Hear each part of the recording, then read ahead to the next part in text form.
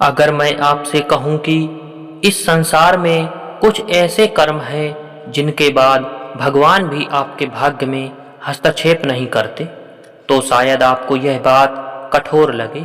लेकिन सनातन शास्त्रों में एक ऐसा सत्य भी छिपा है जिसे अक्सर बताया नहीं जाता कि ईश्वर मार्ग दिखाते हैं, चेतावनी देते हैं, संकेत भेजते हैं, लेकिन जब मनुष्य कुछ सीमाओं को बार बार लांघ देता है तब कर्म इतने प्रबल हो जाते हैं कि स्वयं ईश्वर भी केवल साक्षी बनकर रह जाते हैं। और यही सत्य गरुड़ पुराण में अत्यंत स्पष्ट रूप से वर्णित है।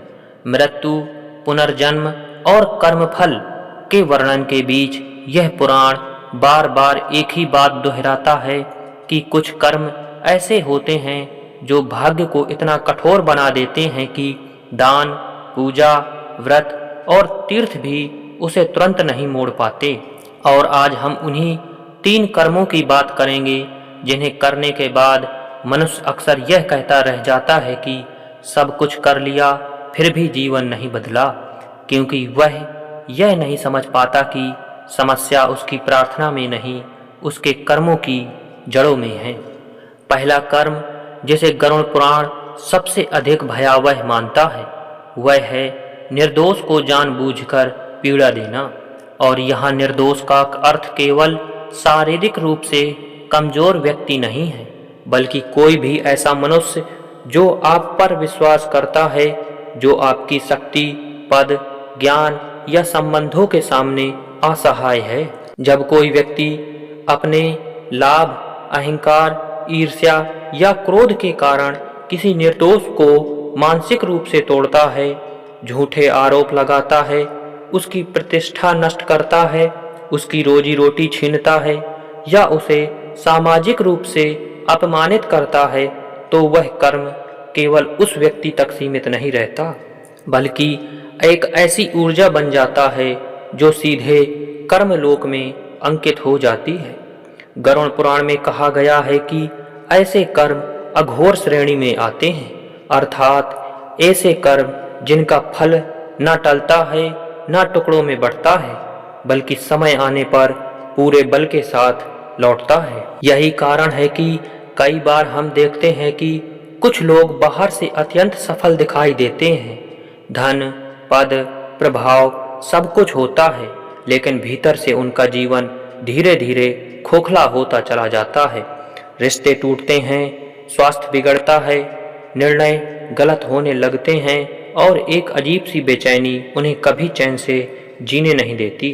शास्त्र कहते हैं कि यह उस निर्दोष की पीड़ा का संचय होता है जिसे कभी हल्के में लिया गया था, और जब मनुष्य उस पीड़ा को समझने या स्वीकार करने से इनकार करता है तब ईश्वर भी उस कर्म में हस्तक्षेप नहीं करते, क्योंकि यहाँ न्याय किसी दंड से नहीं बल्कि कर्म के प्रतिबिंब से होता है। दूसरा कर्म जो भाग्य को भीतर से जकड़ लेता है वह है माता पिता, गुरु या अपने आश्रितों का अपमान और तिरस्कार।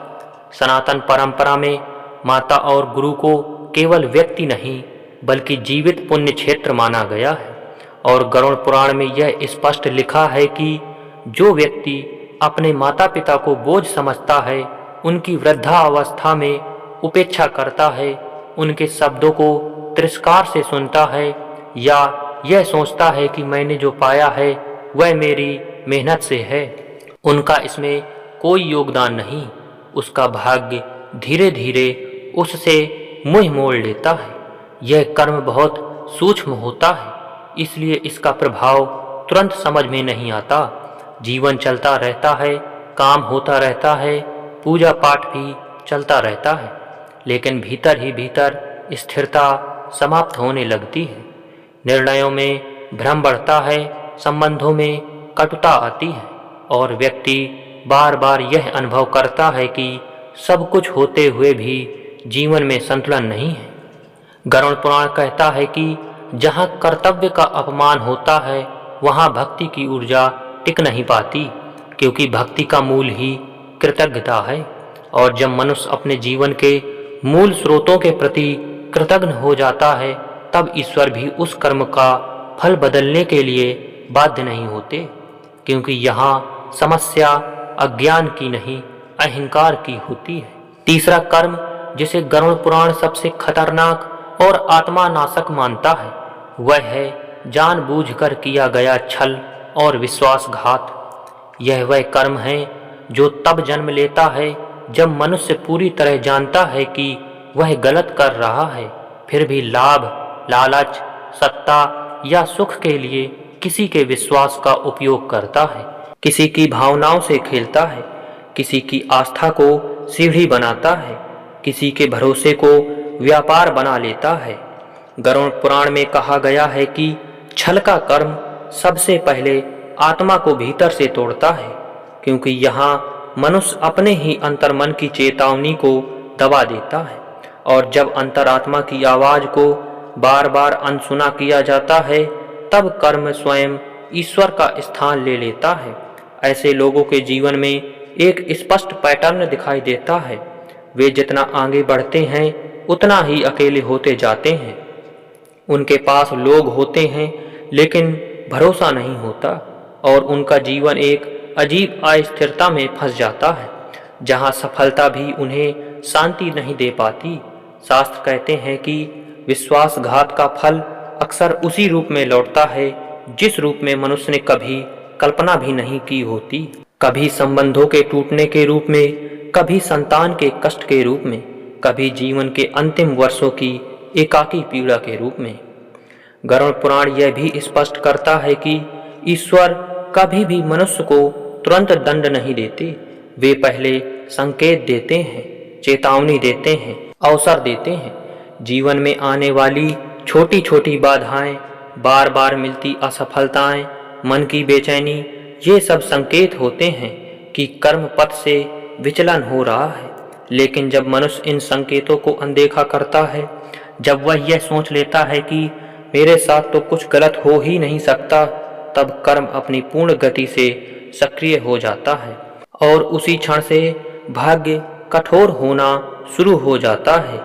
यही कारण है कि कई लोग कहते हैं हम तो पूजा भी कर रहे हैं, दान भी दे रहे हैं, फिर भी जीवन नहीं बदल रहा, क्योंकि वे यह नहीं देखते कि कहीं ये तीन कर्म उनके जीवन में मौन रूप से सक्रिय तो नहीं है।